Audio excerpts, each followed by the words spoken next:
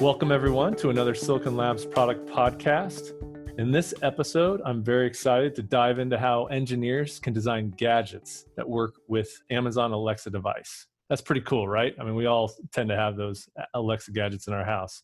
Well, Silicon Labs Bluetooth solutions are a perfect solution for customers looking to engage in this type of design. However, I'll be honest, there are some challenging aspects when you're trying to get started. And so that's what we're going to try to cover in this episode. To help us better understand Alexa gadgets, I've invited two experts to join us today. I have Andrew Krenz. He's a senior field applications engineer for Silicon Labs, along with Jason Whitney. He's the CEO and co-founder of Darwin Tech. Now, both of these guys are located in Southern California, but I really appreciate the time they're spending with us today to go over this podcast. Yeah, definitely glad to be here, Kyle. Excited to be here as well. All right. Well, this episode is going to be a real great way for the two of you to introduce what you guys have done with Alexa gadgets. However, I want to make it clear, you guys did an amazing job at the recent WorksWith event. You guys spent about 90 minutes where the two of you walked through exactly what you can and can't do with Alexa gadgets. So I just want to make sure that the audience is aware of that. I'm going to put the link for that recording. So anyone that's interested in getting more information on this topic, be sure to look at the link in the details. But for those that just want to get a feel for what it was, Andrew, can you take a couple minutes and explain what the program is, what Alexa Gadgets provides customers? Yeah, definitely. So Alexa Gadgets is a program from Amazon that lets users connect one of their products to an Amazon Echo smart speaker over Bluetooth. And the idea is that a user can give a voice command through the Alexa to make their gadget do something. So for example, imagine it was a really hot day and I wanted to turn the oscillating fan in my living room on and off. The fan had Bluetooth connectivity and it supported the gadget's protocol, then I'd be able to tell Alexa, hey, turn the fan on. And if you're a lazy couch potato like me, that could be pretty cool. Well, I know you pretty well, Andrew. I think you are a couch potato. So I think that would be one design that you would try to spearhead. But can you explain maybe a little bit more about the capabilities that Alexa Gadgets could provide customers? Definitely. So the gadgets protocol itself, it defines something called an interface. And an interface is something that, at least underneath the hood, it's built up of something called a directive or an event. And you can think of a directive as being sort of like a command that's sent from an Echo to your product. For example, if I told the Alexa to turn on the fan, then that would be a directive. And an event is the opposite of that, where the gadget sends data back to the Echo. In other words, if I asked Alexa whether or not the fan was on or off, then it would query the fan, and then the response from the fan would be in the form of an event. And the other thing about interfaces is that there's really two different kinds. So there's what we call defined interfaces and then custom interfaces. And a defined interface is something that comes out of the box. There's no extra programming that anybody has to do, but they tend to be fairly basic. Like, for example, one of them is called State Listener. And this is where an Echo will notify your gadget anytime the user says a word. So if I say 11 to my Echo, then the Echo will send that directive to the gadget, and then you can do with it whatever you want. Like, you can make an LED light up, or you can do something to let the user know that Alexa's listening and she's ready for a command. But if you really want to do something interesting, you'll need to create something called a custom interface. This is where you'll create a custom Alexa skill, and it'll run on the AWS cloud, and then you can tie that skill into your gadget. So, for example, the demonstration that was created by Darwin Tech for our Thunderboard BG22, we demonstrated in our WorksWith session, that uses a custom skill which interacts with the temperature sensor and the humidity sensor that's on the Thunderboard. So when the skill is invoked, the Thunderboard will send the sensor data back to AWS in the form of a custom event, and then Alexa will tell us, the temperature and the humidity that's read from the Thunderboard. Okay, and you did a demonstration of that in the class, so I think that would be a good thing for the listeners to look into. But you started to introduce the complexity, so I think that's a great segue for me to introduce Jason. And Jason, if you could introduce Darwin Tech, can you explain how Darwin Tech engages with customers when they're looking into complex design problems like these? Absolutely. So Darwin Tech, we focus on the customer engagement on multiple levels. So when we get approached by a potential customer, it can be for any range of issues, whether it's designing a new product from the ground up or helping them with electrical design, firmware, mechanical. Maybe it's regulatory issues they're having, could be manufacturing partners that they're looking for, or even with iOS development, Android development, or even some cloud development or integration. So we can kind of handle, as a company, we handle the entire thing from the beginning to the end. So from initial prototyping, concept design, all the way to mass production and manufacturing. So the customer engagements can actually come in any different form, but where it's specific to gadgets, we have clients that come to us all the time and, wanting to be into IoT as either a startup or companies that have been around for a long time that want to either branch into that or just see what it's going to be involved in integrating that from a consumer standpoint. One of the saving graces to IoT, as a lot of people discuss, is the fact that Amazon and Alexa allowing you to easily control devices by talking instead of using some kind of clumsy app or flipping through app pages has really kind of evolved this whole development process and the direction for new product development. And from that perspective, gadget protocol side, this is one of those entry level, as I call it, an entry level integration into the Echo ecosystem, where you can create a simple low cost product and actually integrate it into the Alexa ecosystem. And the front end cost for that from development, from a manufacturing standpoint, is very low. And even from the complexity from the user side and from the manufacturing side is also very low. So it's a very low cost, simple integration point from this standpoint. So as opposed to going with the full blown AWS IoT that will require Zigbee or Wi-Fi integration, this is a simple low cost target, like the Silicon Labs EFR 32 BG22, using that to get somebody off to the races and running simply and quickly, depending on the use case. So, oftentimes when we engage with a client, we talk about the use cases, how they want to enter the market, or, where they're selling through, and, who their target audience is. And when we talk about those things, oftentimes they're looking for a simple solution, and this is kind of the path that they take to get there. And that's exactly why I think most of our listeners will be excited. I mean, to get the ability to go into that established ecosystem, and from what you've shown and what you'll talk about, really gets those customers there quickly. So why don't you share a little bit about that? I mean, how did Darwin Tech help customers specifically for Alexa gadgets? I mean, what has Darwin Tech put together to help customers working to develop an Amazon Alexa gadget? Well, it was almost serendipitous, because at the moment that Gadget Protocol was announced at CES for 2020, we were actually engaged by a client to do an integration with AWS. And the integration was really focused around trying to get customers to use an Echo Dot. And, when we were talking about different options and different directions for design, it became very, very clear that this particular client wanted to focus on making the cost for the consumer extremely low. And since you can get like a 6-pack of Echo Dots for like $5, it just seemed like that's the direction you wanted to go. And as we were exploring the different integrations, between, Amazon and Google and everything else that's out there, we saw that Amazon had just announced the Amazon Gadgets Protocol.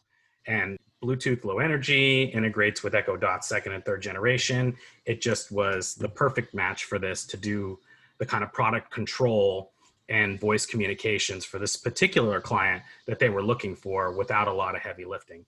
So basically from that point, we started developing that product, and then we had a few other engagements that just seemed to come on right after that, as more and more traction was getting from the Gadgets Protocol from Amazon. And as we came through this, we obviously were close partners with Silicon Labs, and we talked about ways in which we can help leverage what we're doing from a client perspective for additional integration with the Thunderbolt BG22 that Andrew was talking about before, and other development products that Silicon Labs has to help promote and market Darwin Tech. So in that joint partnership adventure, we talked about how we could write some new code and then deliver an open source repo, so that users can come and see some basic integration and be able to download and simply install and build their own sample program to run on the BG22. so that they can actually see the benefit of being able to connect that simply and easily to something like an Echo Dot. So it was from that, which is how everything was created for the WorksWith Conference, and repos out there, and it's available for anybody to download and take a look at.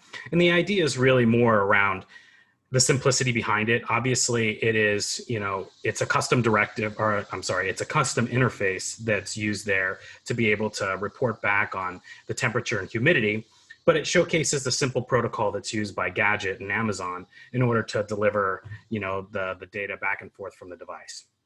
So from an engagement perspective, when we engage with a new client, or we're looking to, promote either one direction or another, depending on what the client needs for the product, Gadget Protocol just seems to fit the bill in a lot of ways for a lot of the simple products that are out there. So anything that's really toy-based, that doesn't need a lot of, custom or very high-end communication, like Wi-Fi or anything like that. So a lot of the toys that are very simple. And then we've got some of the custom simple IoT products that don't need a lot of data going back and forth. So there's a lot of, simple reasons to actually go into the gadget direction. And, but like any good thing, there's always something that holds us back a little bit. And the only thing for the Gadget Protocol that we look at as part of the design direction is the local control. So while this offers an amazing way to completely integrate with the AWS ecosystem, it is a localized control, meaning it is only based for, let's say, room to room. So if you pair the device to something in your kitchen, you can't control it from your bedroom. So it needs to be like, Andrew's fan. So if he's sitting in his living room on his couch and he wants to turn his fan on, no problem. But if he's in the kitchen or somewhere else in his garage and he wants to do it, Gadget Protocol is not designed for that. Okay, Jason. Well, that sounds like timely. The fact that you had a customer come to you for CS 2020 and you saw that Alexa Gadgets was announced right then. So that's pretty great. Obviously, a lot that you've taken advantage of with Alexa Gadgets. You mentioned the repo that you guys put together and some of the examples that you've used for actual customers. Andrew, I know that you actually, with WorksWith, looked into those examples that are in the repo, and you've worked with it. What did you discover when you started working with this example that Darwin Tech put together, working through those projects? Anything useful that our listeners might find interesting? Yeah, so I think the first thing that I noticed is that Darwin Tech actually modified quite a bit of the code that's provided by Amazon. The code from Amazon as it is that they let everybody have access to on their GitHub site, it's not really optimized, I would say, for kind of like a low cost, low power wireless MCU like the BG22. And the challenge is that sort of out of the box, it used up too much memory. But what Darwin was able to do is they actually rewrote quite a bit of the code in order to make it fit within the memory footprint of the BG22. And there's actually quite a bit of memory left over for users to add more functionality under their design. So I think that really kind of gives them quite a bit of credibility for their ability to to deliver embedded products that are pretty solid. Especially when targeting something low cost like the BG22. As Jason already mentioned, Gadgets it's not really set up to work over the cloud. I think that in the same way that maybe a lot of us would probably expect, it's not something where you'd be able to use your Alexa app when you're away from home and have it do something to the gadget. Like you really do have to be in the same room as that particular Echo that's paired with the gadget. I think that's something that may change in the future, but that's really up to Amazon and how they continue to develop the Gadgets protocol from their side. And the one other thing I noticed, and this might be especially interesting for folks like me who are kind of new to to AWS and developing for AWS, is that Alexa voice interactions aren't necessarily free.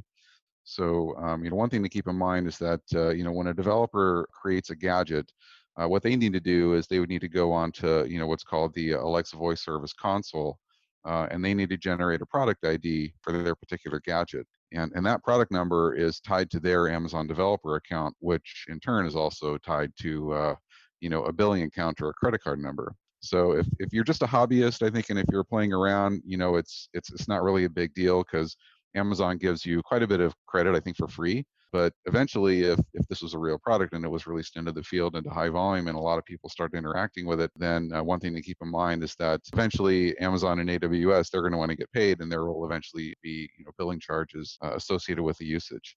And the same thing goes for custom skills too, right? So most custom skills are going to wind up running on the AWS cloud also. The example that's provided by Darwin Tech is it runs something called AWS Lambda, and that's actually even another separate billing account, right? So AWS, I think they give you quite a bit of like a free usage, but eventually, like I said, if it's something that's released into the field in high volumes, then it should be expected that the manufacturer of the gadget they're going to be faced eventually with usage charges from AWS. So again, that was I may have been obvious, I think, but to somebody like me who was pretty new to AWS, it was just something that I noticed. That's helpful, right? I mean, you had mentioned when you looked into it that you'd had to blur out your account number so that you didn't get billed for all those people that attended your class. So it's pretty funny that people might not realize that. Yeah, that would have I would have had some explaining to do on my expense report, I think, if a lot of people started using my AWS billing account when they were developing their gadgets. So again, just something to keep in mind. Well, and you've mentioned, and Jason, you mentioned this as well, that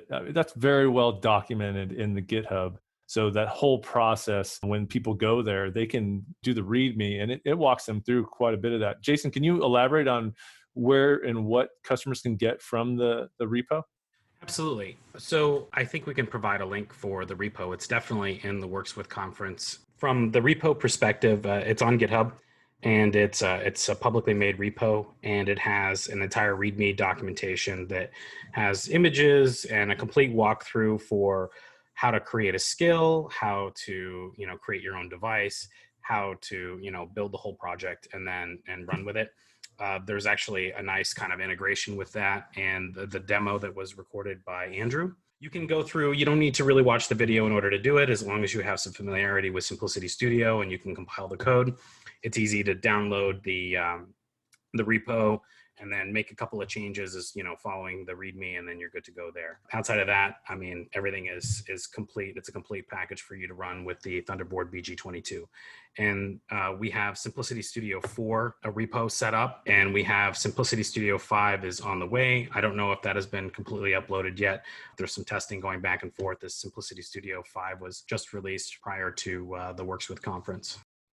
All right. Well, again, a great resource will be the WorksWith class. I will put the link to the repo in the podcast details. So I will put the link for all our listeners to the WorksWith recording. Again, that's a 90-minute session where Andrew and Jason spend more time going into details about what you can do with Alexa gadgets. We'll also include the link to the GitHub so that you can go in and get started if you guys are interested in what Andrew and Jason spoke about. Well, guys, thanks for spending the time with us today to talk about Alexa gadgets and all the things you guys have done. Hey, thanks for having us, Kyle. Yes, thanks for having us. So I really learned a lot. I just want to make sure that all of our listeners take the opportunity to go listen to that recording and stay tuned for more podcasts. We're covering a lot of the content from the WorksWith event, and hopefully we see you on our next podcast. And take care.